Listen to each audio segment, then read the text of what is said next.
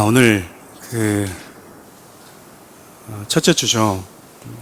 사랑하는 우리 교회는 매달 첫째 주에 복음에 대한 메시지를 전합니다. 1월 첫째 주는 십자가의 복음, 그 다음 달 첫째 주는 부활의 복음, 그리고 그 다음 달 주일은 재림의 복음, 그리고 그 다음 달 주일은 교회론에 대해서 우리가 늘 첫째 주는 그런 제목을 가지고 말씀을 전하고 있습니다. 오늘 9월 첫째 주인데요. 2022년 마지막 십자가의 복음에 대한 메시지를 여러분과 함께 나누려고 합니다. 인과성이란 말이 있습니다. 어떤 결과는 그 결과로 이어지게 하는 원인이 존재한다라는 것이죠. 모든 인간들이 겪고 있는 죽음이라고 하는 것은 결과입니다. 그러면 죽음이라고 하는 결과는 어떤 원인에 의해서 주어진 걸까? 자기의 삶과 또 자기의 생명과 직결됨에도 불구하고 사람들이 죽음이라고 하는 결과는 받아들이는 반면 그 죽음의 원인에 대해서 심도 있게 깊이 있게 생각을 하지 않습니다. 일정한 기간 살다가 죽는 것이 그냥 운명처럼 그것이 인간이다라고 생각하면서 살아가고 죽으면 그렇게 다 끝이 난다라고 생각을 하는 것이죠. 여러분, 이런 생각은 쾌락주의라고 하는 철학적 개념을 만들어냈는데요. 태어나면 어느 정도 일정한 기간을 살다가 때가 되면 인간은 그렇게 죽으면서 사라진다. 여러분, 이렇게 사고하면서 살아가는 사람들에게 있어서 가장 지혜로운 삶은 어떤 삶일 것 같습니까? 폼나게, 멋지게, 쾌락을 추구하는 삶이 아니겠습니까? 그들에게 진리의 말씀은 노세 노세, 젊어서 노세, 늙어 죽으면 못 노나니. 이 노래가 그들에게는 복음송이 될 수밖에 없는 거예요. 그렇죠? 이런 사고에 빠져 있는 분들은 아주 짧은 인생이라고 하는 이 선물을 주신 분이 누구인지, 나를 이 땅에 보내신 분이 누구인지에 대해서 관심을 갖지 않습니다. 어둠의 영인 우리 사탄이 아니죠. 그냥 사탄이죠. 사탄 역시 인간이 죽음이라고 하는 그 시작이 무엇인가, 그 원인이 무엇인가라고 하는 이 판도라 상자를 열지 못하도록, 근처에도 못 가도록, 아니 아예 관심도 갖지 못하도록 무관심 속에서 살아가기를 원하죠. 저와 여러분들 살아가고 있는 지금의 세대를 보면, 지금의 세대들이 가지고 있는 많은 특징 중에 하나가 하나님이라고 하는 분에 대한 관심이 없다라고 그래요. 또 우리 이전에는 삶이 무엇인가, 하나님은 과연 존재하시는가, 유실론, 무실론에 대한 논쟁들도 많았고요. 그렇잖아요. 그래서 그것에 대해서 비판하기도 하고 했습니다. 이 말은 신에 대한 존재와 나라고 하는 존재론적인 질문을 가지고 나름대로 삶을 살아갔다라고 하는 것인데, 지금 이 시대는요, 아예 이 질문들이 사라져 가고 있다라는 거야. 왜냐하면 지금 이 세대의 많은 젊은이들이 관심을 갖고 있지 않습니다. 그래, 너는 그렇게 살아라. 이것은 여러분 너무나 슬픈 일이 아닐 수 없어요. 그런 성경은 처음부터 인간을 창조한 분이 누구신지, 그분이 인간을 왜 창조하셨는지 말씀해 오셨다고 이야기를 합니다.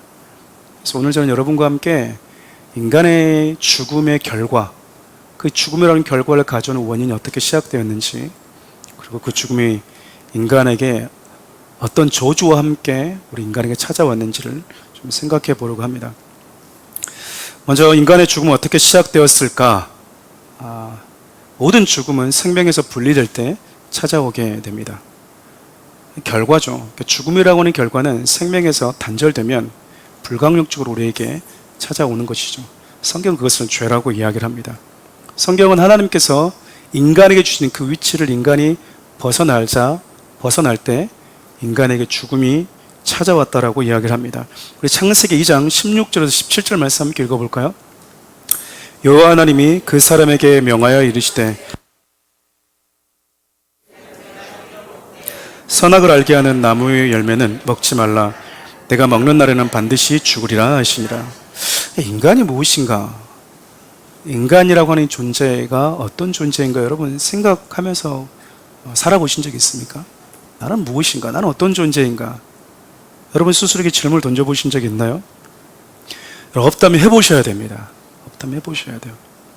세상을 창조하신 하나님은요, 인간을 임의로 할 수 있는 것과 임의로 할 수 없는 것, 그리고 절대적으로 해서는 안 되는 것, 그것이 있는 존재로 창조하셨다고 말합니다. 여러분, 맞아요. 인간은 할 수 있는 게 있지만 할 수 없는 게 있어요. 그것이 인간입니다. 이 사실을 겸손하게 받아들이는 게 그렇게 어려울까요? 내가 할 수 없는 게 있구나. 내가 해서는 안 되는 것이 있구나. 그것이 우리 인간이 가지고 있는 한계이고 위치구나. 왜냐하면 여러분, 결국 모든 저주는 이 사실을 겸손하게 인정하길 거부하는 데서부터 시작이 됐거든요. 인간은 자신을 창조하신 하나님께서 정해준 그분의 법과 테두리 안에 거하도록 지음을 받았습니다. 그런데 여러분, 사탄은 그때도 지금도 하나님이 없는 세상, 하나님의 말씀과 법의 테두리를 벗어난 세상을 자꾸 저와 여러분들에게 이야기를 합니다. 창세기 3장 1절도 함께 읽어볼까요? 그런데 뱀은 여호와 하나님이 지으신 뱀이 여자에게 물어 이르되 하나님이 참으로 너에게 동사한 모든 나무의 열매를 먹지 말라 하시더냐. 사단을 강교하다고 말하는 이유는요, 그가 인간에게 접근하는 동기와 목적이 절대로 인간의 행복, 인간을 위한 것이 아니기 때문에 그래요. 우리에게 무언가를 가지고 유혹할 때도 사단은요, 저와 여러분들의 행복과 유익을 위해서 다가오지 않습니다. 사단은 하나님께서 정말로 너희들에게 동산의 모든 나무를 먹지 말라 하셨냐? 라고 질문을 던지잖아요. 여러분, 이 질문 안에는 인간들로 하여금 하나님에 대한 불만을 이렇게 끌어오르게 하는 요소가 아주 다분히 담겨 있어요. 가끔 여러분들 주위에 아주 강교한 분들을 만날 때가 있을 겁니다. 저도 교육자 생활하면서 한두 번 만나봤거든요.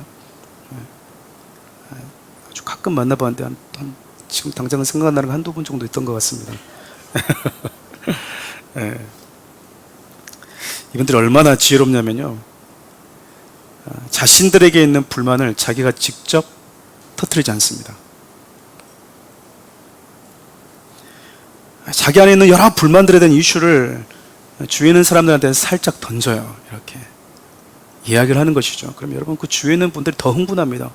어머 세상에 그럴 수가 있어. 어떻게 목사님, 교회가 내가 한마디 해야 되겠다고, 내가 독대해야 되겠다고, 내가 듣고 있으니까 내가 화가 나서 내가 못 참겠다고, 내가 미쳐버리겠다고 말하는 사람은 더 흥분하는 거죠. 그럼 여러분, 그 간사한 분은요, 상대방에게 총대를 이렇게 탁 이렇게 내게 해줘 버려. 그리고 한 발 다 이렇게 돌아서서 뭐라고 얘기하냐면, 너무 그러지 마. 우리 다 연약한데. 듣기만 들어도 미치겠죠. 우리는 다 연약해. 우리는 다 부족해. 목사님도 사람이잖아. 교회라고 다 부족함이 없겠어. 우리 하나님이 어떤 뜻인지 있는지 우리 기도하자. 응? 이렇게 얘기합니다.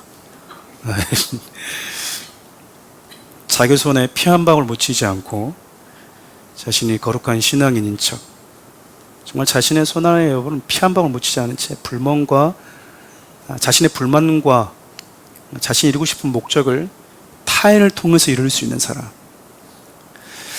이런 사람들 공통점은요, 절대로 상대방에 대해서 책임지지 않아요. 또한 그런 분들은 절대로 교회를, 목회자를, 여러분 주위에 있는 지체들을 지켜주고 책임져 주지 않고요, 그들의 유익을 위해서도 살지 않습니다. 만나는 이들에게 자신이 가지고 있는 불만과 하나님에 대한 불만을 자꾸 충동질할 뿐인 거예요. 여러분, 어떤 분이신 것 같아요? 사단이 지금 그랬어요. 여러분, 사단이 아담과 하와에게 와서 하나님에 대한 불만을 계속해서 이렇게 지금 불일들이 일어나도록 지금 유혹하고 있잖아요. 그럼 우리는 사단의 이런 간교하고 간사한 이 의도를 파악하면 어떻게 얘기를 해야 됩니까? 나는 네가 지금 무슨 목적으로 왔는지 알거든. 네가 지금 나에게 왜 왔는지 알거든. 네가 어떤 의도로 그 얘기를 하는지 나는 알거든. 네가 왜 그 이슈를 던졌는지 나는 알거든. 네 갈 길이나 가세요 라고 하면 뱀이 어떻게 할까요? 예전에 그런 말이 있잖아요. 늑대가 나타나서 너무 무서워서 늑대한테 이렇게 얘기했다잖아요. 이리저리 가. 그러니까 늑대가 이리 갔다가 저리 갔다가 돌아갔다는데, 뱀에게도 말하면 뭐라고 얘기하겠습니까? 네 갈 길 가세요. 그러면 뱀이 다리가 달렸으면 걸어갈 것이고, 기어가든지 알아서 하지 않았겠어요? 그래서 여러분, 우리가 보통 축사를 할 때에도 사단이 가장 두려워하는 것은 자기의 정체가 드러나는 겁니다. 왜 왔는지 자기의 의도가 드러나는 것을 가장 두려워하는 거예요. 근데 여러분, 사단은 하와에게 그런 의도를 가지고 왔는데 그 의도를 캐치하지 못했던 첫 번째 사람 하와, 어떻게 하죠? 우리 창세기 3장 2절부터 3절 말씀 함께 읽어볼까요? 여자가 뱀에게 말하되 동산 나무의 열매를 우리가 먹을 수 있으나 동산 중앙에 있는 나무의 열매는 하나님의 말씀에 너희는 먹지도 말고 만지지도 말라. 너희가 죽을까 하노라 하셨느니라. 이게 여러분 어떻게 들리세요? 이 말이. 나 인간이야. 나 사람이야. 나 에덴 동산의 총책임자야. 이래봬도 이렇게 들리지 않으세요? 나 무시하지 말어. 뭐든지 할 수 있는 사람이야. 뭐든지 내가. 물론 동산 중앙에 있는 죽을 수도 있으니까 하나님이 조심하라고 말한 열매가 하나 있긴 하지만 그래도 동산에 있는 모든 고난은 다 나에게 주어졌어. 내가 마음만 먹으면, 내가 저것도 안 먹어서 그러는 거지. 내가 뭐만 먹으면, 정말 마음만 먹으면 뭐 할 수 있다라는 거예요. 가끔 여러분 이런 유혹에 빠져서 사는 목사님들 종종 계세요. 그래서 이런 말들 종종 하죠. 하나님도 까불면 나한테 죽는다고 하는 분들이 있어요. 무식한 소리인 거야. 그러니까 내가 마음만 먹으면 하나님도 나한테 뭐 한다라는 거, 쪽도 못 쓴다라는 거죠. 내가 마음만 먹으면. 하나님 먹지 말라고 말한 거 저거 내가 먹어도 내가 마음만 먹으면 하나님 나한테 뭐라고 하겠어요? 여러분, 사단이 노리는 게 바로 그거야. 사단이 노리는 게. 소위 객기 부려서 뭐하게 만드는 거죠? 바로 인생을 완전히 망가뜨려 버리는 겁니다. 사단은 하와의 말을 듣고 떠나가지 않잖아요. 계속해서 그 주위에서 서성거립니다. 우리 3장 4절 5절 말씀 읽어볼까요? 뱀이 여자에게 이르되 내가 그것을 먹는 날에는 너희 눈이 밝아져 하나님과 같이 되어 선악을 알 줄 하나님이 아심이니라. 여러분, 사단이 계속 우리 주위에 서성거리고 있다는 거 무슨 의미겠습니까? 사단이 왜 나에게 왔는지, 어떤 의도를 가지고 그 이슈를 던졌는지 우리가 파악하면 사단을 뭐 해야 돼요? 쫓아내야 되는데, 사단이 어떤 의도를 가지고 왔든 상관없이 계속해서 내가 그 주위를 이렇게 서성거리고 있다는 것은 나도 뭐 하고 싶다라는 거예요. 그냥 사단하고 대화하는 게 뭐 하는 거죠? 재미있는 거예요. 재미있어. 사단이 여러분 그것을 이렇게 캐치하고 확 붙잡습니다. 그러고 나서 한마디 마지막 그가 진짜 하고 싶었던 말을 던지는 거예요. 네가 그걸 먹으면 누구처럼 될 수 있다? 이 말이 무슨 말이죠? 너는 안 죽어. 네 말처럼 너는 대단한 사람이야. 내가 정말 마음만 먹잖아. 하나님의 경지에도 도달할 수 있는 너는 그런 사람이야. 네가 마음만 먹으면, 네가 손을 들어서 따먹기만 하면 네가 하나님 경지로 갈 수 있는, 너는 그렇게 위대한 사람이라니까. 그 어둠형이 사단이 하와를 이렇게 칭송해 주는 거예요. 저를 아시는 분들은 아시겠지만 제가 아일랜드에 있다가 왔잖아요. 한 20년을 아일랜드에서, 작은 전라도 아일랜드에서 살다가 왔는데, 저는 기억을 잘 못하는데 저희 부모님이 제가 어렸을 때 한 5살, 6살 때 이거 어디 갔지? 그러면 항상 지붕에 있었대요. 지붕 위를 제가 자주 올라갔다는데, 요즘에 우리가 있는 이 도로가처럼 이렇게 평평한 집이 아니니까, 이렇게 섬이다 보니까 집이 이렇게, 마을이 이렇게 높잖아요. 그러면 누군가의 마당은 누군가의 지붕이랑 이렇게 연결되어 있는 경우가 많았어요. 그래서 이게 담장만 넘어가면 그냥 할머니, 할아버지 지붕이었습니다. 그래서 지붕에서 이렇게 올라가고 있으면 쥐가 온 줄 알고 할아버지들이 이렇게 한 번씩 나와서 보고 간 적이 있었거든요. 근데 제가 그렇게 지붕을 잘 탔대요. 왜 지붕을 제가 어렸을 때부터 탔는지 모르겠지만, 나이가 들어서 제가 초등학교 때 제가 기억에 나는 게, 신발 던지기 막 하고 있지 않습니까? 멀리 던지기. 그러다가 신발이 지붕 위로 올라갈 때가 있어요. 그러면 게임이 일단 중단이 돼요. 그러면 친구들이 뭐라고 얘기하냐면 어떡하지? 게임 끝났네. 그러면 그때는 영웅이 필요한 거예요. 어디로 올라갈 수 있는? 지붕 위로 올라갈 수 있는. 근데 저는 어렸을 때부터 본능적으로 지붕을 탔던 기어 올랐던 이 힘이 손과 발에 있어가지고 나무도 잘 탔습니다. 김병만 씨 보면서 나도 저 정도는 탈 수 있지 않을까라는 생각을 많이 해보거든요. 그래서 여러분 참 늘 그때마다 제가 올라가 있어요. 지붕 위로 신발을 꺼내주러. 여러분들 어렸을 땐 겁이 없잖아요. 근데 초등학교쯤 되니까 이제 올라가 보니까 지붕이 한 2, 3m 높이가 되는 거죠. 위에서 아래 보고 있으면 여러분 아찔해요. 내가 어떻게 올라왔지? 그래서 이렇게 올라왔던 뒷걸음 쳐서 이렇게 다시 이렇게 내려와야 되는데 꼭 그때 이런 사람 있잖아요. 지붕에 있으면 밑에서 뛰어내려봐, 뛰어내려봐. 아니 있습니까 없습니까? 거기 있습니다. 그러면서 이렇게 얘기해요. 너 뛰어내리면 너 진짜 용기 있는 사람으로 얘기해 줄게 막 그래요. 여러분 용기라는 게 지붕에서 때려내고 뛰어내리고 안 뛰어내리고 가지고 여러분 정하는 게 아니에요. 그렇잖아요. 근데 여러분 그 지붕에서 친구들이 그렇게 얘기하면 두려움이 사라져. 슈퍼맨인 순간 된 것처럼 내가 뛰어내릴 수 있지 않을까. 근데 여러분 뛰어내릴까요 안 뛰어내릴까요? 뛰어내렸으니까 제가 지금 얘기하는 거예요. 여러분 뛰어내게 된 가장 큰 결정적인 이유가 뭔지 아세요? 그 밑에서 부르고 있는 찬송 소리 때문에 그래. 와 대단하다. 현이가 어떻게 저길 올라갔어? 와 역시 너는 대단해. 이 찬송 소리가 밑에서 울려 퍼지는 순간 그 찬송 소리에 제가 취하게 되는 거예요. 그때는 여러분 제 양팔을 딱 보는 순간 제 양팔은 더 이상 팔이 아니고 뭐예요? 날개야. 왜 찬송 소리가 이렇게 힘이 있어요. 그 찬송 소리에 이게 지붕에서 듣고 있으면 날 수 있을 것 같아. 그리고 여러분 뛰어내려요. 뛰어내리면 여러분 그 아이들이 뼈가 연하잖아요.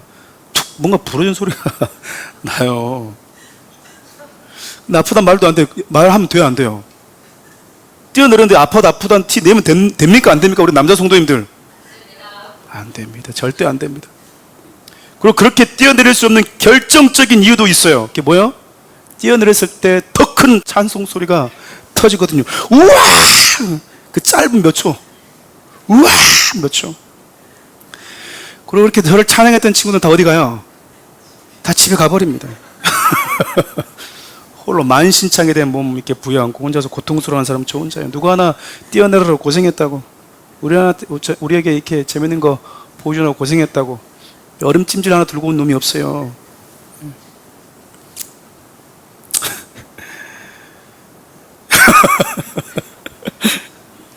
제가 뛰어내려면서 누가 살았습니까? 누가 행복해졌습니까? 누가 어떤 정치인처럼 여러분 살림살이 나아졌습니까? 아무것도 이루어진 일 없어요. 그냥 저 혼자만 아프고 끝이었어요. 네, 여러분 사탄이요. 여러분 우리 찬송하는 것 같잖아요. 네가 하나님처럼 될 수 있다고 높게 우리를 이렇게 치켜 세워주는 것 같잖아요. 여러분 거기에 취해서 하나님이 주신 경계를 이렇게 왔다 갔다 하는 거예요 지금. 그렇게 여러분 몸과 마음과 영혼이 한순간에 파괴되어 버린 데도 불구하고 아무도 아닌 사탄은 책임져 주지 않습니다. 여러분 그게 사탄이에요. 그게 사탄이라고. 여러분 참 인간이 그렇게 어리석은 거예요. 그 순간의 그 즐거움, 그 순간의 짜릿함, 그 순간에 너 대단해라고 하는 그 말 한마디 들으려고 사기당하고 가정이 깨지고 관계가 깨지는 일이 얼마나 많은지 몰라요 여러분. 근데 여러분 인간이 어리석은 게 여기서 멈추는 게 아니고요. 죄는 절대 혼자 짓지 않습니다. 우리 창세기 3장 6절도 한번 읽어볼까요? 여자가 그 나무를 본즉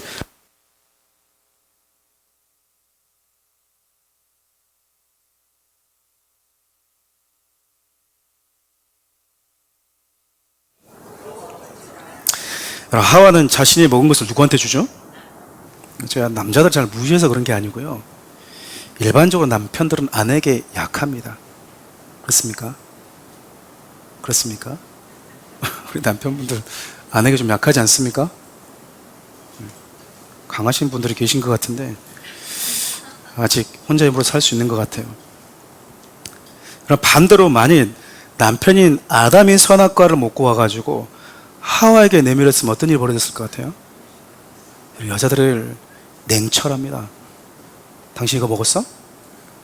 왜 먹었어 당신? 당신 바보야? 하나님이 분명히 창세기 2장 몇 절에 먹지 말라고 분명히 써놨잖아. 당신 도대체 왜 그러냐고, 이제 우리 어떻게 살려고 그러냐고. 대부분 이렇게 얘기할 거야. 그거다 대놓고 남편이 나도 먹었으니까 당신도 한 입만 먹으면 안 돼 라고 말하면 지금 나까지 죽으라는 거야? 와, 세상에 믿을 만 하나도 없구나. 죽으면 혼자 죽지 왜 나까지 죽으려고 그러냐고. 당신 나 사랑하긴 해? 이렇게 딱 말 한마디 딱 던지는 거죠. 그리고 조용히 하나님 앞에 기도하러 간다고. 나 잡지 말라고. 하나님 앞에 기도하러 가야 된다고. 그래서 하나님 앞에 엎드려가지고 뭐예요? 하나님, 저 미친놈이 선악과 먹어버렸어요. 근데 저는 안 먹었어요. 저를 불쌍히 여겨주시라고. 대부분 여성분 대부분 이렇게 기도합니다, 여러분. 별로 안 웃기신가? 네. 여성분들 이렇게 냉철하고 지혜로워요. 그렇지 않겠습니까? 그렇지 않습니까? 아니면 그렇지 않습니까? 네. 웬만해서 남자들은 아내를 공범으로 만들기 힘들어요. 공범으로 만들기가. 근데 여러분, 여성들은 가능합니다. 여성들은. 예, 남자들 부르는 대중가요도 한번 보실래요? 거의 대부분 가사가 그러잖아요. 내가 죽으면 나도 따라갈래. 네가 있는 지옥에 나도 데려가줘. 어딘지도 모르고 따라간대요. 무조건 네가 없는 이곳이 지옥이야. 네가 없는 이곳은 나에게 아무런 의미가 없어. 나도 데려가줘. 이거 남자들 부르는 노래들이거든요. 그렇잖아요. 하와가 딱 주니까 뭐라는 거야?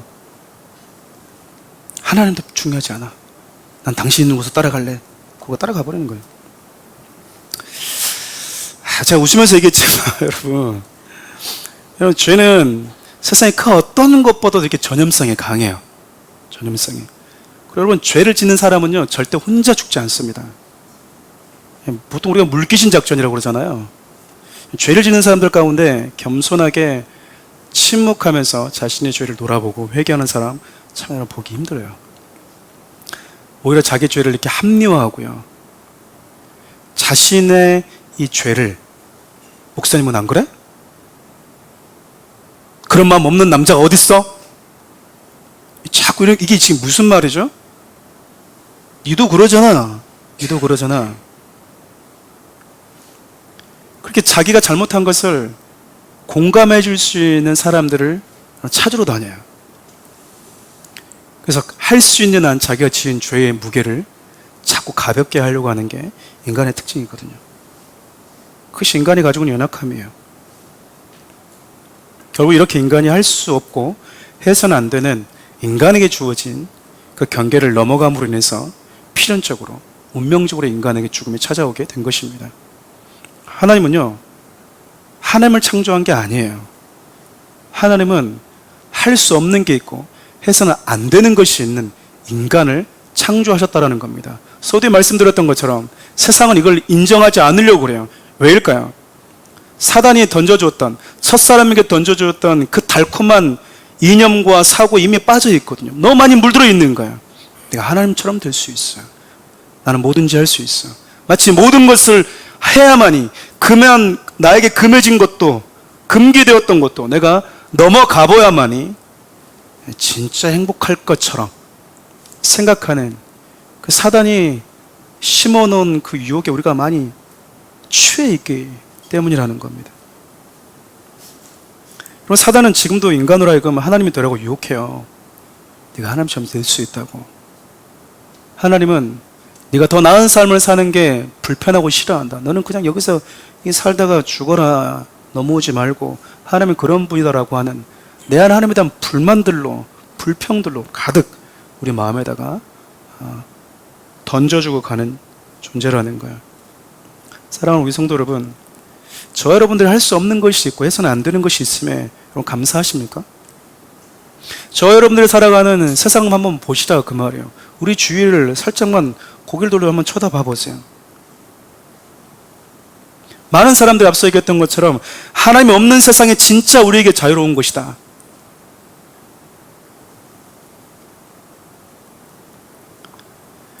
그렇게 생각하는 거짓된 이념과 사고에 얼마나 많은 사람들이 빠져 있습니까? 왜 한 여자만, 왜 한 남자만 사랑해야 됩니까? 왜 사기치면 안 됩니까? 왜 탐욕을 부리면 안 됩니까? 왜? 여러분, 그 질문에 대해서 성도들은 얘기해 줄 수 있어야 돼요. 그것이 인간이다라는 거예요. 그것이 우리에게 주어진 인간의 위치라는 거예요. 그것이 인간됨이라는 겁니다. 인간은 일시당초 모든 것을 다 할 수 없는 존재라는 거야. 그런데 사단은 모든 것을 다 해야만이 네가 진짜 행복한 존재야. 그것이 하나님이 금하셨던 거라 하더라도 내가 할 수 있는 것이 진짜 너에게 즐거움을 주는 거야. 그런 사고에 빠져 있는 거죠. 여러분, 인간이 이렇게 하나님의 말씀에서 단절되어서 죽음이라고 하는 운명을 피할 수 없는 존재가 되어버렸어요. 여러분, 성경에서 말하는 죽음은요, 결국 하나님과 단절된 세상이거든요. 하나님 없는 세상의 개념이 바로 죽음입니다. 그것이 바로 또 지옥이기도 하고요. 그래서 여러분, 죽음 이후에 우리가 이 땅에서 일정한 기간 살다가 세상을 떠나서 하나님 앞에 서게 될 때 하나님이 심판하신다고 그러잖아요. 천국과 지옥. 지옥은 여러분, 나는 하나님 없이 살고 싶습니다라고 하는 사람들이 가는 곳이에요. 나는 하나님 필요 없습니다. 나는 하나님이라고 하는 존재가 없는 세상에 살고 싶습니다 하는 분들이 가는 곳이 지옥이에요. 근데 여러분, 오늘 우리가 읽었던 본문을 보면 범죄한 인간에게 죽음이 가지고 온 여러 가지 저주 중에 아주 독특한 저주가 하나 있어요. 바로 수치심입니다. 창세기 3장 7절에서 8절 읽어볼까요? 이에 그들의 눈이 밝아져 자기들이 벗은 줄을 알고 무화과 나무 잎을 엮어 치마로 삼았더라. 그들이 그날 바람이 불 때 동산에 거니시는 여호와 하나님의 소리를 듣고 아담과 그의 아내가 여호와 하나님의 낯을 피하여 동산 나무에 숨은지라. 여러분, 인간에게 금해진 선악과를 딱 먹으니까 인간이 무슨 일이 벌어졌대요? 그 세 가지 일이 벌어지잖아요. 일단 눈이 밝아졌대요. 눈이 밝아졌어요. 그리고 자신이 벌거벗고 있다라는 것을 알게 됐대요. 또 무슨 일이 벌어지죠? 자기를 찾아오신 하나님을 피해서 숨는 자가 되었답니다. 하나님을 좋아하지 않고 하나님을 피해 사는 것을 좋아하는 자가 되어버렸다라는 거잖아요. 여러분, 성도들만 봐도 그래요. 죄 짓는 자리에 가면 여러분, 성도들이 목사님 초대하고 싶습니까? 여러분, 죄 짓는 자리에서 목사님 면담하고 싶어요? 신방하고 싶어요? 가끔 죄 지러 가면서 여호와는 나의 목자시라고 노래 부르면서 가는 분들이 있어요. 심각하게 돌봐줘야 되는 거, 이런 분들은. 그러잖아요. 하나님 한 번만 눈 감아줬으면 좋겠는데, 넓은 아랑으로 하나님 좀 모른 척 해줬으면 좋겠다고 하는 그 순간들이 우리에게 있거든요. 그 순간들에 여러분 하나님을 초청하지 않습니다. 가끔 목사님도 그래요. 좀 모른 척 해줬으면 좋겠는데, 목사님이 그냥 모른 척 지나가줬으면 좋겠는데, 목사님 그렇게 강조하는 센스 없이 꼭 그것을 지적한다라는 거예요. 그렇게. 여러분, 범죄한 인간은 내가 발가벗겨진 존재라는 것을 언젠가는 발견하는 존재입니다. 내가 발가벗겨졌다고 하는 것을, 여러분, 수치를 내가 지금 느끼고 있다는 것을 언젠간 경험한다니까요. 시간차가 존재할 뿐, 야, 내가 많은 것들을 가져보았지만 왜 내 삶이 이렇게 공허하고 무기력하고, 왜일까? 하나님이 나에게 주었던 영광스러움을 잃어버렸기 때문에 그래요. 좀 표현이 그렇지만, 여러분, 반지하에 사는 분들이 8평, 9평 이렇게 반지하에 사시는 분들이 30평대 아파트 가면 좋아요, 안 좋아요? 좋아요, 안 좋아요? 별로 안 좋은 것 같습니다. 근데 여러분, 100평 넘는 150평 대저택에 사는 분이 어려워서 30평대 아파트 왔다고 쳐봐요. 좋아요, 안 좋아요? 뭔 차일까? 똑같이 30평대 아파트로 갔는데 누구는 야 좋다고 그러는데 누구는 왜 안 좋다고 그럴까? 더 좋은 것을 경험해 봤거든요. 더 좋은 곳이 있다는 것을 알고 있거든요. 아담과 하와는 범죄하기 전에 하나님께서 이러한 영광스러움과 존귀함으로 입혀주셨다고 얘기하거든요. 우리 시편 8편 한번 읽어볼까요? 사람이 무엇이기에 주께서 그를 생각하시며 인자가 무엇이기에 주께서 그를 돌보시나이까. 그를 하나님보다 조금 못하게 하시고 영화와 존귀로 관을 씌우셨나이다. 주의 손으로 만드신 것을 다스리게 하시고 만물을 그의 발 아래 두셨으니 곧 모든 소와 양과 들짐승이며 공중의 새와 바다의 물고기와 바닷길에 다니는 것이니이다. 하나님이 인간을 어떻게 창조했다고 얘기하죠? 하나님보다 조금 못하게 하셨지만 영화와 종기로 관을 씌워주셨대요. 하나님의 창조한 하나님께서 당신의 손으로 만드신 모든 것들을 다스리게 하셨대요. 그들의 발 아래 두셨대요. 발 아래 두신 것이 무엇입니까? 모든 들짐승들, 바다의 새와 물고기들까지. 이 말이 무슨 말일까요? 창세기 2장 19절을 보면 아담의 동물들의 이름을 지어주는 장면이 나오거든요. 이 말은 하나님의 창조한 많은 것들을 하나님이 인간의 권위 아래 두셨다는 것을 의미해요. 하나님이 세상을 창조하실 때 인간에게 독특하게 주었던 선물이 있는데 하나님의 형상이라고 하는 선물을 담아두셨습니다. 보이지 않는 창조주를 눈에 보이는 인간이라고 하는 존재를 통해서 세상이 보도록 한 거죠. 인간의 다스림 속에서 하나님의 다스림을 보고 인간의 돌봄을 통해서 하나님의 손길을 느낄 수 있도록 해주셨다는 거예요. 그것이 인간에게 준 인간다움이라는 거죠. 근데 하나님이 주신 그 영광스러움을, 그 존귀함을, 그 권위를 잃어버리자 인간은요, 고작 자신의 수치를 무화과 잎을 엮어서 가려보는 자로 전락해버립니다. 우리가 주위에서 만나는 분들 한번 살펴보세요. 범죄한 인간은 본질적으로 수치심을 가지고 살아갈 수밖에 없거든요. 그 수치심이라고 하는 것이 무언가를 치장해서 자꾸 가리고 싶다 그 말이에요. 하나님께서 주신 그 영광스러움과 그 존귀함을 무언가로 대처하고 싶어하는 그 욕망들 우리 가운데 끊임없이 일어나고 있다는 거죠. 더 좋은 차, 더 좋은 집, 명예와 권력, 인기, 시들어지지 않는 그 어떤 것이 있지 않을까라는 욕망을 가지고 살아간다는 거예요. 근데 여러분, 이 모든 것들은 시들어지는 무화과 잎처럼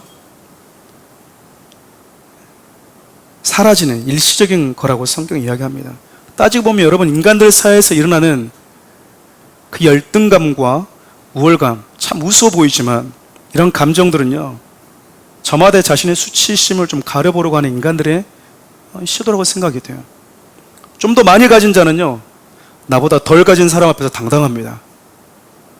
그렇지 않나요? 저만의 생각입니까? 네. 근데 여러분, 그 당당했던 사람이 자기보다 조금 더 많이 가지고 있는 사람 앞에서 서면요, 뭔가 모를 수치심을 또 가지게 돼요. 그 수치심이 우월감이나 열등감으로 나타납니다. 그래서 여러분, 없는 사람들이 있는 사람들 욕하는 거 여러분, 열등감이에요. 열등감이라고. 근데 그도 뭐하고 있죠? 나보다 덜 가진 사람 앞에서 우월감을 가지고 있어요. 갑과 갑이 아니라 을과 을의 전쟁이 더 무섭다고 하잖아요. 더 잔인합니다, 여러분. 그래서 여러분, 우리 몇 주 전에 오셨던 라이베리아 선교사님 말씀하시잖아요. 그 라이베리아고 하는 그 지역 자체가 많은 부족들이 있는데, 특별히 미국에서 식민지, 노예였던 사람들이 건너와서 그쪽에 있는 부족들과 함께 형성된 나라라고 하는데요. 여러분, 노예로 살고 왔으면 어떻게 할 것 같습니까? 내가 노예였으니까 우리 좀 자유자로 살자, 그럴 것 같잖아요. 여러분, 그 노예가 또 노예를 삼아요. 그게 인간이야지. 그래서 어떤 목사님이 그런 우스갯소리를 얘기를 해요. 남편이 아내에게 화를 내면 아내는 아이들에게 화를 내고, 아이들이 엄마에게 꾸중을 들으면 아이는 집에 있는 강아지한테 화를 낸대잖아요. 내가 누군가에게 부당한 대우를 받았다고 생각이 되면 내 영향력 아래 있는 사람들을 내가 보호해줘야 되는데 그러지 않는 것이 인간입니다. 하나님께로 돌아가야만이 끝나는 이 피곤한 인생을 우리가 살고 있다 그 말이야. 여러분들이 갖고 싶은 거 이전에 했던 사람들 다 가져봤거든요. 여러분들이 이루고 싶은 꿈, 그 꿈을 미리 이뤄본 분들에게 한번 찾아가서 여러분 물어보세요. 진짜인지. 당신에게는 모든 수치심이 사라졌는지 물어보세요. 어쩌면 하나님께서 주신 영광스러움과 존귀함을 한순간에 도둑맞아버리고 수치감으로 괴로워하는 인간들에게 하나님은요, 시들어버리는 옷이 아니라 오늘 우리가 했던 말씀을 보면 시들지 않는 옷을 지어서 입혀 주시겠다고 하십니다. 우리 창세기 3장 21절 함께 보겠습니다. 요 하나님이 아담과 그의 아내를 위하여 가죽 옷을 지어 입히시니라. 저는 저 지어 입혔다라고 하는 저 표현이 너무 참 좋아요. 시장에서 파는 옷 사다 입혔다, 혹은 누가 입었던 옷 물려 입혀 주었다가 아니잖아요. 부모가, 요즘에는 그런 게 별로 없잖아요. 예전에는 그래도 그런 감성이 있었잖아요. 겨울이 되면 이렇게 뜨개질해서 이렇게 목도리라도 좀 따주고 하는, 선물해주고 장갑을 따주는. 근데 요즘에 따줬다가는 뭐 합니까? 박물관에 저장이 되는 거예요. 그렇죠. 안 입습니다. 더 좋은 게 너무 많이 나와버렸으니까. 하나님이 그게 딱 맞는 것으로 지어서 입혀주는 모습, 그 부모의 모습이 연상되지 않습니까? 근데 여러분, 짐승의 가죽 옷으로 옷을 만들려면요, 뭐가 선행되어져야 되냐면 먼저 짐승을 잡아야 됩니다. 짐승 몸에 있는 모든 피를 다 빼야 되는 거예요. 그리고 그 몸에서 가죽을 벗겨내야 되는 것이죠. 저와 여러분들의 수치를 가려주기 위해서 당신의 몸을 기꺼이 내어주시고 물과 피를 다 쏟아주신 분 누굽니까? 예수 그리스도예요. 이분을 얘기하고 싶은 겁니다, 제가 지금. 마태복음 27장 35절 함께 읽어볼까요? 그들이 예수를 십자가에 못 박은 후에 그 옷을 제비 뽑아 나누고. 여러분, 이 말은요, 예수님께서 저와 여러분들을 위해서 십자가에서 죽어가실 때 물과 피를 다 쏟으신 예수님께서 저와 여러분들을 위해서 마지막 남은 당신의 가죽까지 벗겨서 내어주었다라는 거예요. 시 공간을 초월하신 그 하나님, 물론 우리에게는 2000년 전에 있었던 일이긴 하지만 시 공간을 초월하신 하나님은요, 지금 아담과 하와를 위해서 지어 입혀주신 그 가죽옷, 어디서 가져온 걸까요? 십자가에서 아버지 어찌 나를 버리십니까?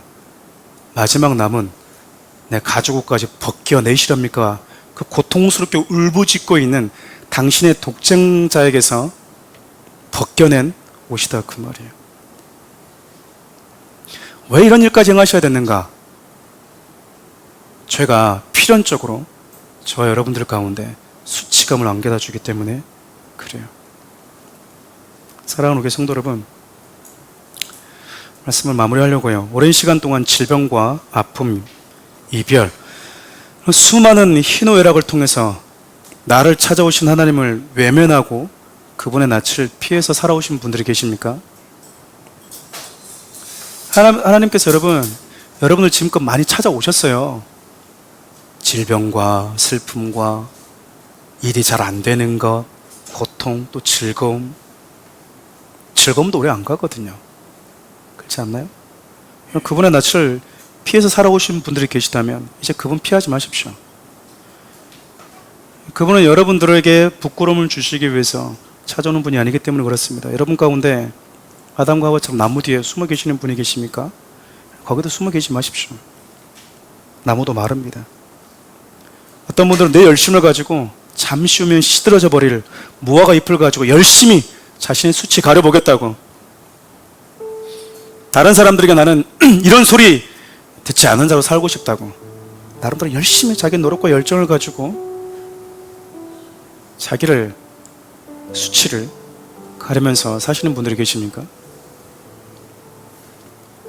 성경은 세상에 있는 그 어떤 것들도 본질적으로 죄인된, 하나님을 떠나버린 우리 인간들에게 수치를 가려줄 수 없다라고 얘기해요. 어떤 분은 이런 분들이 있어요. 특별히 교회 가운데 이런 분들 많이 계십니다. 가릴 수 없다면 연기하면서라도 살자. 예수님 시대 바리새인들이 그랬거든요. 예수님이 바리새인들을 향해서 외식하는 자들이라고 얘기했는데 가면을 썼다라는 겁니다. 연기했다라는 거예요. 예수님이 그들에게 다가가 주셔서 가면 벗은 모습을 얘기를 많이 해주셨어요. 너희들이 하나님의 말씀대로 살고 싶지만 너희들도 하나님의 말씀을 지키지 않고 하나님의 말씀을 지키려고 하는 자들까지 지키지 못하게 하고 있다. 너희들이 만든 장로 유정 가지고 오히려 하나님의 말씀을 버리고 있다. 수없이 그들이 실제로 살아가고 있는 가면 벗은 모습을 보여주었는데도 불구하거든요. 여러분, 그거 싫은 거예요. 우리 주님이 와서 가면을 벗겨주고 싶은데 벗겨주려고 하는 우리 주님 너무 싫은 겁니다. 너무 싫은 거예요. 그 이대로 내버려 달라는 거죠. 목회자도 마찬가지잖아요.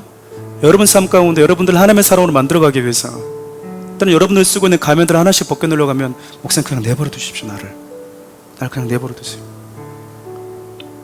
그냥 나는 이렇게 세상을 보고 살고 싶다는 거죠.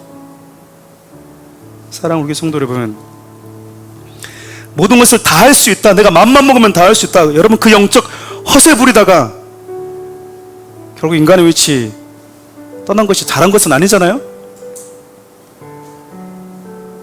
근데 하나님은 저와 여러분들을 창조하신 그 순간부터 저와 여러분들의 삶을 책임지기로 작정하신 분이십니다. 영적 허세 부리다가 수치심을 안고 살아가는 저와 여러분들을 위해서 하나님은 독생자를 내어주셨고요, 그 독생자를 잡으셨고 그 독생자의 가죽을 벗겨내셔서 저와 여러분들 수치를 가려주신 거예요. 여러분, 교회를 나가면요, 지금도 세상은 저와 여러분들에게 이야기를 합니다. 나는 세상에서 필요한 사람, 나는 세상에 불필요한 사람. 지난주에 제가 성도들 같이 얘기하니까 그래요. 여러분, 커피숍에서 여러분 키가 180 넘어야 된대요. 180 넘는 사람, 아는 사람은 써주지 않는다라는 거죠. 재밌는 세상이 돼버렸어요. 여러분, 저 같은 사람 커피숍 일도 못해요. 키가 작아요. 웃으신 우리 집사님들 다 못하는 거 아시죠? 네. 네.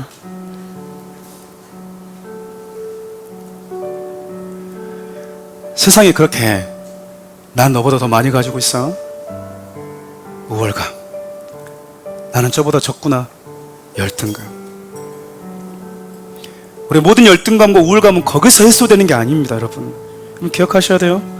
유일한 죄와 죽음의 수치에서 자유케 된 자들은요, 시들어버릴 무화과 잎이 아니라 어린 양의 가죽옷을 지어 입힘을 받은 자들입니다. 여러분들이 예수를 믿고 있고 예수를 믿고 있다는 의미가 우리 주님이 우리에게 당신의 가죽을 벗겨서 우리의 수치를 가려주신 분이라는 사실을 믿는다면, 얼마를 가지고 있든 얼마를 덜 가지고 있든 우월감, 열등감 갖지 마세요. 거기에 매이지 말라 그 말이야. 복음은 우리를 자유케 하는 거거든요. 우리를 해방시켜주는 겁니다. 세상의 기준으로부터 우리를 자유케 하는 것임에도 불구하고 왜 자꾸 세상에 나가면 기죽어 사냐 그 말이에요. 나도 한번 무화과 잎 한번 찾아봐야 되겠다. 왜 무화과 잎 찾으러 돌아다니냐 그 말입니다. 사랑하는 우리 성도 여러분, 이제 그 수치로부터 자유롭기를 바라요. 과거의 넘어짐으로부터 자유롭기를 바라고 세상의 기준으로부터 여러분 자유롭기를 바랍니다. 하나님께 나오지 못하고 하나님의 자녀로 당당히 살지 못하게 하는 것으로부터 여러분 자유로우십시오. 예수님이 저와 여러분들의 모든 수치를 감당하셨기 때문입니다. 이 찬양을 좀 시간이 갔지만 이 찬양을 좀 주님께 올려드리면서 나갔으면 좋겠어요. 우리 후련법의 찬양을 보면요, 메마른 땅을 종일 걸어가도 나 피곤치 아니하며 저 위험한 곳 내가 이를 때면 나를 붙드시는, 잘못되어 있네요. 큰 바위에 숨기시고 주 손으로 덮으시네. 가사 묵상하시면서 함께 기도하시면 좋겠습니다. 후렴 부분은 제가 읽어드릴게요. 오 놀라운 그새 주 예수 내 주 참 능력의 주시로다. 큰 바위 및 안정한 그곳으로 내 영혼이 우리 2절입니다. 오 놀라운 구세주, 오 놀라운 구세주 예수 내 주 내 모든 짐 벗기시네. 아멘. 죄악에서 날 끌어 올리시며 또 나에게 힘 주시네. 한 번 더 기도합시다. 측량 못할 은혜로 채우시며 측량 못할 은혜로 채우시며 늘 성령에 감화주사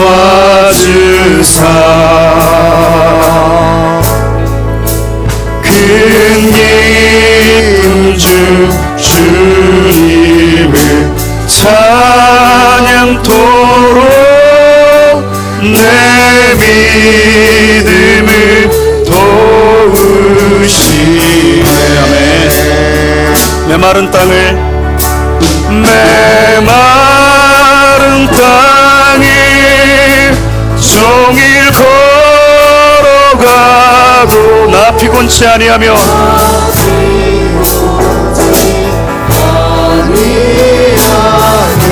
저 위험한 곳 이를 때면 저 위험한 곳 내가 이를 때면 큰 바위에 숨기시고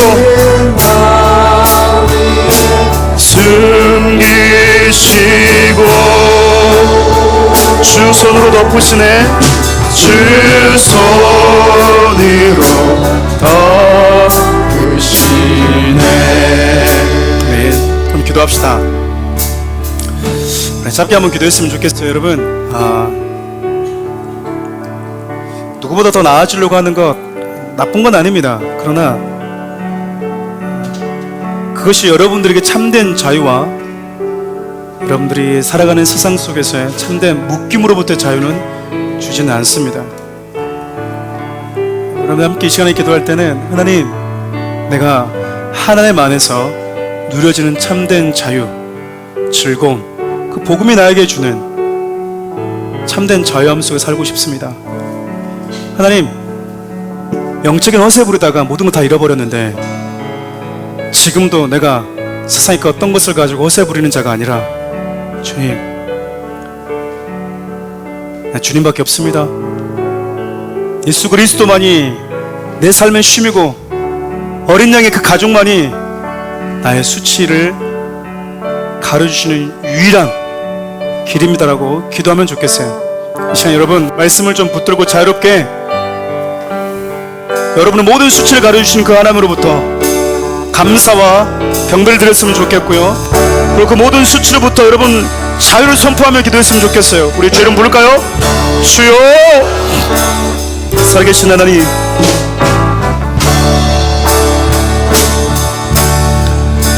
하나님,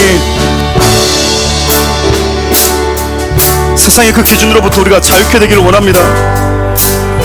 마음만 먹으면 뭐든지 할 수 있다고 생각하는, 그래서 하나님이 금하신 것들로부터 그 금한 것조차도 하나님 넘어가 버리고 했던 그 인간의 허세가, 그 교만이 결국 우리에게 모든 수치와 초라함만 안겨주었을 뿐입니다. 그런데도 불구하고 우리가 다시 하나님께 돌아가려고 하지 않고 하나님을 자꾸 피하려고만 합니다. 나무 뒤에 숨으려고 하고 내 힘과 내 기술을 가지고 나뭇잎을 엮어서 가려보려고 합니다. 하나님, 그 모든 시도로부터 우리를 자유케 해주십시오. 이제 하나님 그 모든 것들로부터 우리가 새로워지게 하여 주십시오.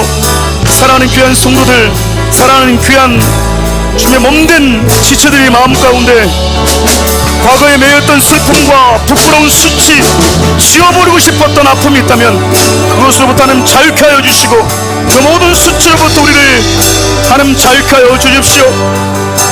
사랑하는 귀한 성도들의 삶의 현장들 가운데 우리 주님이 주시는 그 참된 자유를 누리며 살 수 있도록 도와주시옵소서.